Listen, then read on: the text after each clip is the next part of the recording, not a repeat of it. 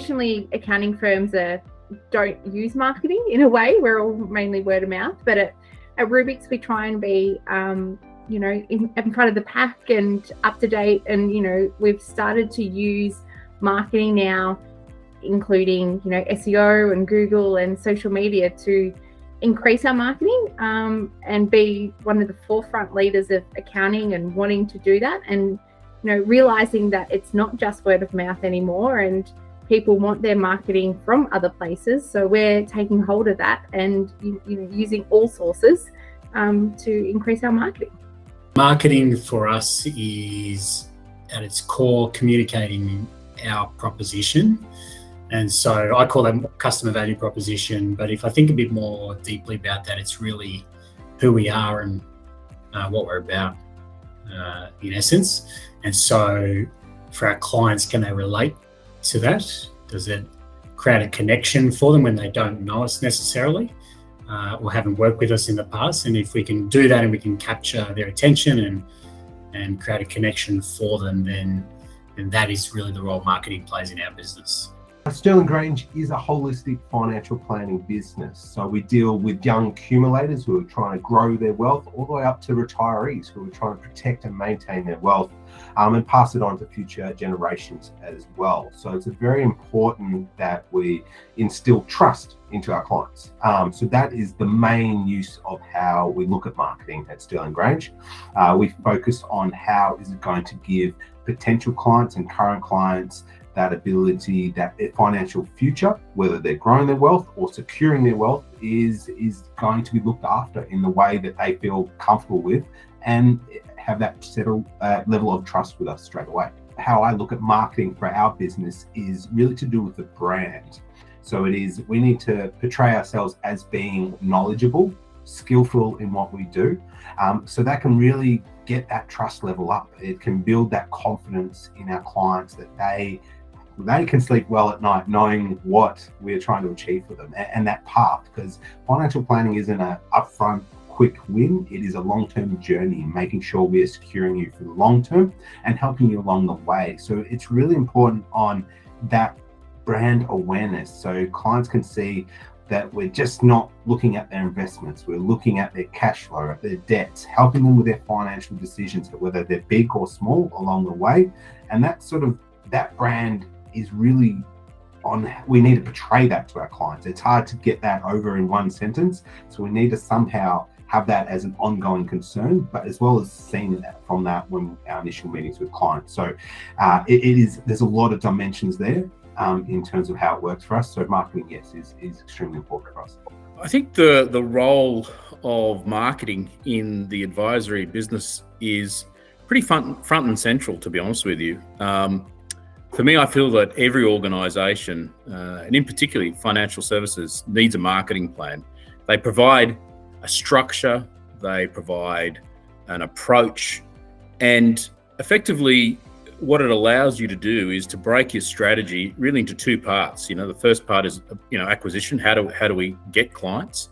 And then the second part is how do you retain them? And those two core strategies really are the drivers for growth within any financial services.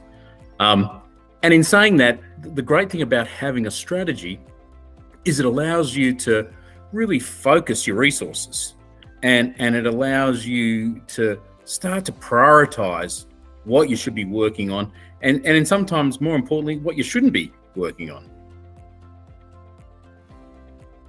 Our key marketing challenge would probably be using marketing, because we haven't relied, and also our competition and what they're doing, and trying to keep up to date, because it's changing. Marketing is an ever-changing world. Gordon, you would know that. You're in the forefront of that. So it's using all these different sources and learning what they're going to mean for us. So that's probably our challenge for marketing, is keeping up to date and using what is available. I think I share this with a lot of people. It would be content creation, Dave. So content creation for us always takes a back seat when you're working in your business. And even when you're working on your business, it's one that requires a lot of effort. We certainly appreciate that kind of original content, and authoring it is the best way to communicate who you are and what you're about and your experiences. And so because we take that quite seriously, we know what it takes to do it. So for us, it's often one that we'd like to do, we don't do enough of. So it's definitely an aspirational thing, but that would be our biggest challenge with marketing. Marketing, in my eyes, as a non-marketing specialist, is so broad, so diverse. It comes down to, where do you start? It's about knowing how to do what you're trying to achieve, how to get your marketing across. But it's also, in financial planning land, we are so time poor. So we really want to focus on doing the right things with the limited time we have. And most of the time, it's really hard to understand what that is, whether it's social media, whether it's newsletters, whether it's direct communication, whether it's publications, blog posts, more face-to-face, say seminars, whatever that marketing tool is. There is such a diverse way that it's important to use that in the best way. And we don't know what we don't know. So that's why it's really important to trying to understand the ways to incorporate into your business. And that is something that I've struggled with to do it the best way. I feel I might do one thing at a time when I could be focusing on maybe another avenue which would be better for me. So having someone with expertise in that area is probably a good idea in terms of the challenge we face. I think the key marketing challenge that they face now, and it's probably even more important now than ever, and that's around segmenting your customer base. In the past, you may be able to have had a similar service that you could provide across the base, but post the Royal Commission and the changes to the revenue models, you really need to segment your customer base and have a different sort of solution and service offering for those customers with smaller balances that you want to keep, but you can no longer really do that face-to-face that you used to do in the past. And obviously, you still need to maintain, who are your, your top 20%, your high net worth customers that you need to make sure that you're all over. I've actually been thinking about this acquisition or, retention. I think we want to make sure that we service our existing clients. Like, they're number one, they've been with us throughout the year. So, you have to make sure you keep them happy and you service them to the best. For acquisition, you want to focus on the clients that you want to have in your firm. And that at Rubik's, that's one big thing that we rely on, is that we are looking for great clients and we know who we want to get. So we do focus energies on acquisition and just making sure we get clients that are in line with our values. And also that we can allow us to also work on the current clients. So it's not that we put our focus on one way or the other, it's to make sure that we get that even balance. We definitely prioritize retention. Having experienced what it takes to actually onboard new clients throughout my career, and then what it takes to retain them, but also the impact if you don't focus on retention and how many you can lose and what that actually looks like in terms of replacing with new clients. I think you'd be certainly a little mad if you didn't focus on it. So for us, it's retention, it's the 1%ers. We have regular client contact, both, in person and via our CRM platform. We make sure that we've got touch points with our clients because we know that it doesn't take long before a client's situation changes and their context changes. And if you're out of touch with that for a period of time, you can lose them. And a focus for our team has and always will be about, staying in touch and making sure you're on top of those changes in their circumstances and their life. And those are things like new kids, want to move to a new state, change jobs. It's all those life things that then trigger everything downstream for us in the finance business. And our view and our experience has been, when you focus on those, retention comes to the forefront because you actually know your client. So it's quite simple. It's why we focus on that. I believe the difference between customer retention and customer acquisition, they're both important for a business. We're a youngish business, so we're trying to grow. But I believe that with our clients, we want them to be around for the long term. So we at Sterling Grange, we focus on making sure that we have customer retention as a focal point. So once they're on board, we want them to feel happy. We want them to be able to ask questions to us. We want to make sure that they continually feel in the loop of how we're evolving as a business. So we feel if we manage that customer retention strategy, then that will actually help grow customer acquisitions as well, because the customers that are happy are naturally going to refer other clients, whether they're family, friends, other professionals in their networking spheres. So that ongoing customer retention is such a critical piece because we are with them for the journey. So that is extremely important. But naturally, there's got to be a way of getting us out there to get new clients as well. But we just feel once we have them, then that is critical to our ongoing success as a business and the role marketing plays. I guess the first answer, it's both. But from my perspective, I always like, and I think it's a key to focus on retention first.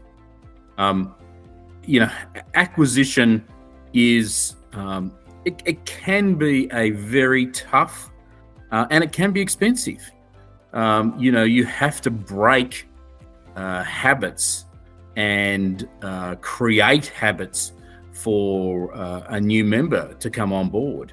So it's much more cost effective to service and to retain your existing members.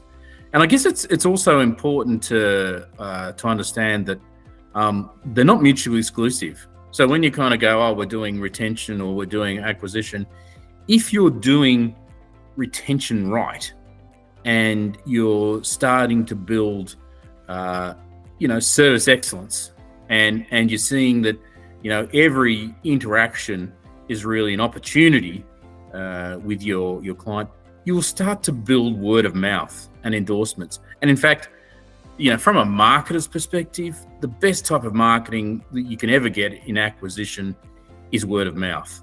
So I absolutely would make sure that you focus on retention, get your systems right, get your service right. Then you can open up your door and you can start to build out your acquisition.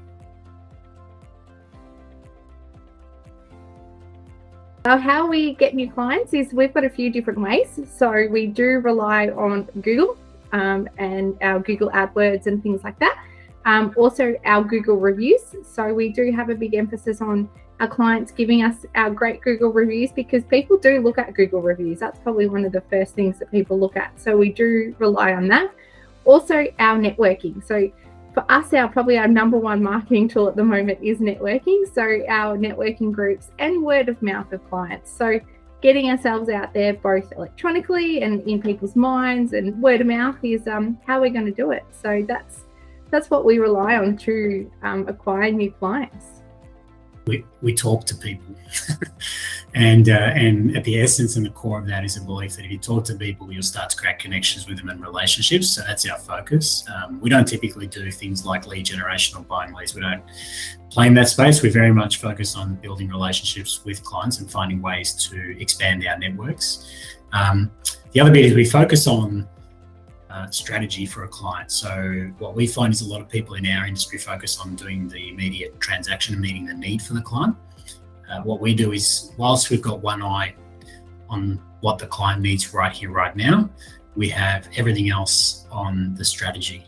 So by doing that, we're starting to think about what they'll need in the future, and we're creating a reason to continue to stay in touch and continue to help them over the duration. And what that does is create multiple opportunities. You uncover a lot and you end up doing a lot for clients. And what we find too is where you do that, that actually leads to other referrals. So other people will then refer you on, because it's not just about the transaction and you don't hear from them, which a lot of businesses do in our space. It's about, the ongoing service, the ongoing connection you have with them. We feel that acquiring clients is, we don't feel like there's one set strategy that we use. A lot of our clients come from happy existing clients. So new clients is really clients referring other their family and friends. That actually has been a really good strategy for us. We After dealing with new clients that we've just onboarded into our process, we ask them, do you have anyone in your networks that would like to come on board? That's a really good way for us. Beyond that, acquisition is really, we look at being a knowledgeable, almost source of truth for clients. So when we do social media posts, we like to focus on informing people. So whether it's a current thematic topic in investments or say a legislation change, we like writing articles on that to make sure that clients are happy and informed of any changes that are going on. So if we are that almost source of truth for some clients, then they'll want to be more involved with us. They'll want to inquire. So we want to be seen as that knowledgeable aspect. We do have newsletters that go out as well. And a big part of us is our brand, making sure we're attending events, getting to know fund managers, other referral partners, and just really being seen as almost a helping hand when people don't know where to go. So that is a really big part of how we're doing it, which that does circle back to our brand as well. So making sure that we are seen in that light.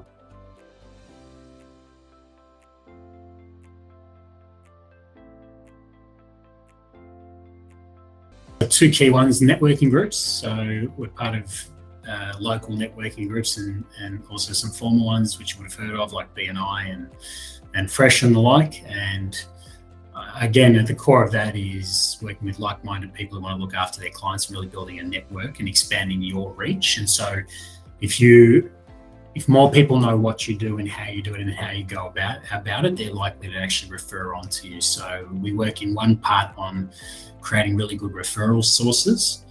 And then the second bit is client referrals. So we're definitely not backwards in asking our clients for referrals at the right time. We've got a sign off on our email, which unashamedly says, most of our business is from our clients in terms of referring their friends, family, associates, etc. And so we'll focus on that as an activity, as opposed to, say, marketing or buying a lead from a company or something like that, because we find qualified referrals are the best. Our conversion is much better on those.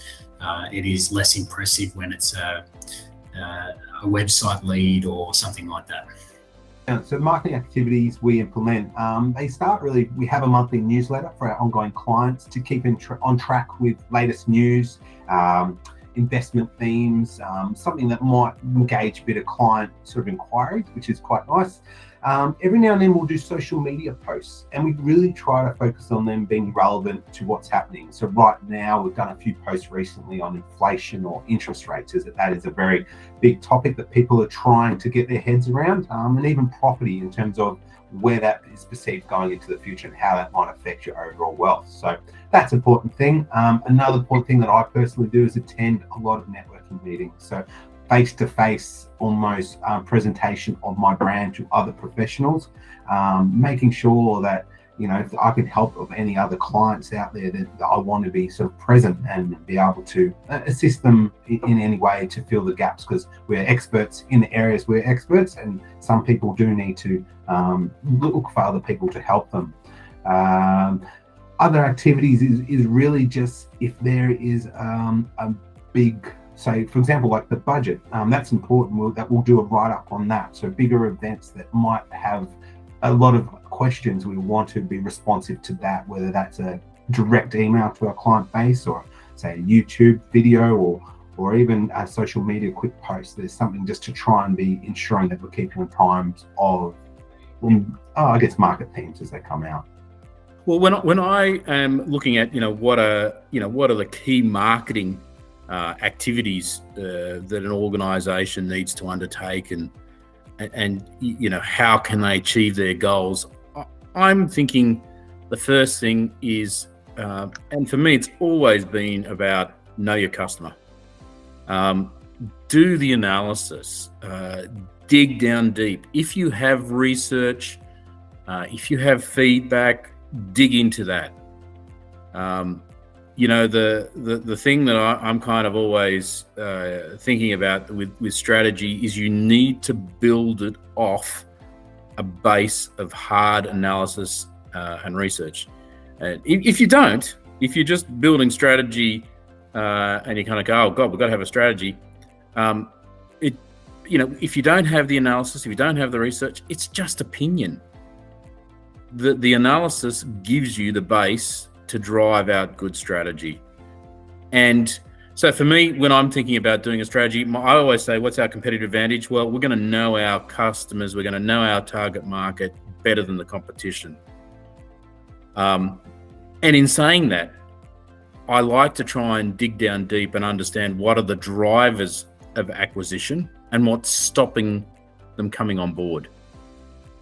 Sounds very, very simple, but if you can understand and focus on those drivers, it allows you to cut the waste on any other activity, and then you can lift away and take away some of those barriers. You will drive growth.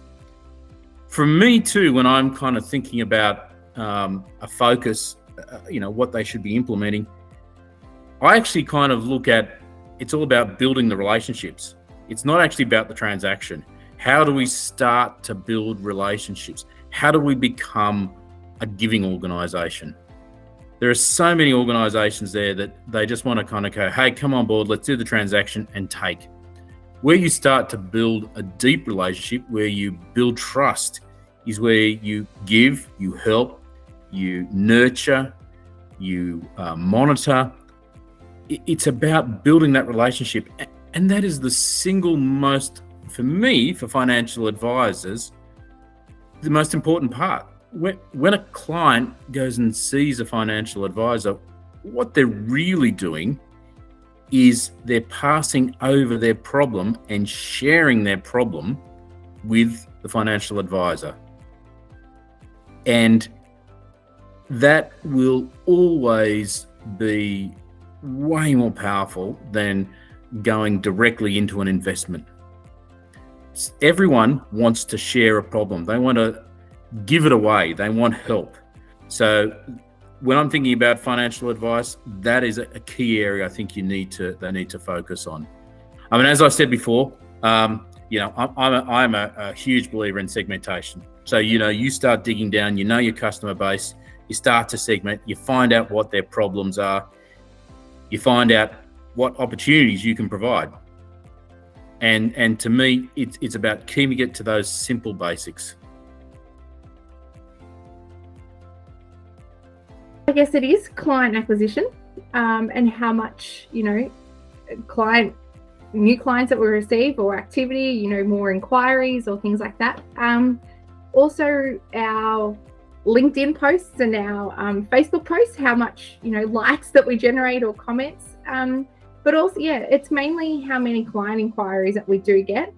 We do look at the clicks. I think I'm not the marketing guru and the terminology, but I know we do heavily analyze the click-throughs that we get on our newsletter and also on Google, just to make sure that we are front of mind of people. And the client inquiries and the client acquisition is how we mainly measure how it's working. We are all about numbers, so it is all about quantity, but also the quality. So, if we do get a Google review or, a testimonial, I know in our networking group, we look at what people say about us. And, we do surveys with clients and things like that. And we look at, how we, treat our clients and how we look after our clients. And with our marketing is also, I guess the good thing about word of mouth is people tell us the job that we do. So that's how we measure our marketing as well. So and we also ask people how they find out about us. It's also one of the main things that we can measure as well. We really focus on value. We value our time, and what we do is we measure the time we invest into those areas. So when we invest time with a networking group, for example, or building a relationship with a referral partner or a client directly, we track back how many referrals come from that. So for example, with some of the networking groups, we'll get a direct referral for a client. We'll then look after that client. They'll refer us to another client. And in some instances, we're already 5 or 6 clients on. But if you look back to the original source, it was the networking group that generated that first opportunity. So we trace that and we understand what volume of our business comes from what networking activity.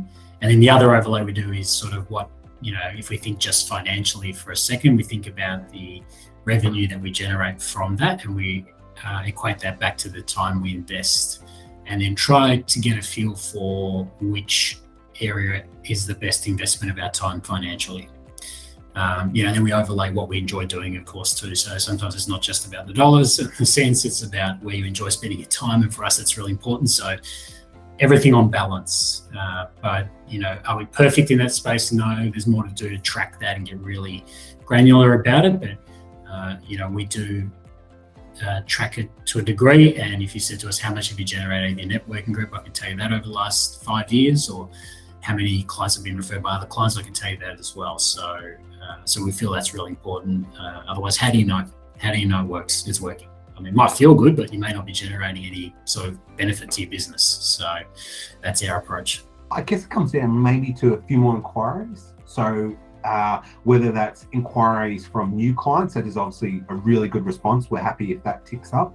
But also if existing clients are responding to any marketing material, we know it's really good material because it's relevant, it's inciting questions from our clients, it's getting them to engage more with their financial system. So that's a really actually important thing, because we don't want clients just to sit back and not have interest in their own financial journey. We really want them to feel, I guess, involved in the process. And if marketing can draw that in to make them feel more informed about their situation, then that's really good for us. We look at that as a big metric.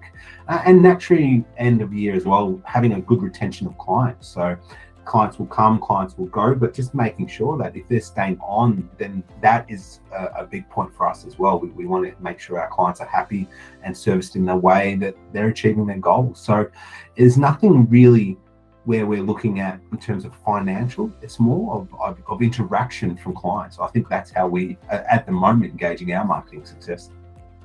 For me, at the end of the day, it is about sales and it is about growth. I very much am of the view that the end point has to be about building the organization. I'm a true believer that you actually have to measure everything. You measure the hits, you measure the leads, you measure the prospects, you measure the conversion, you measure retention. Anything that moves, talks, walks, you measure it, and you start to build up that information. But at the end of the day, if marketing does not drive sales, it has failed.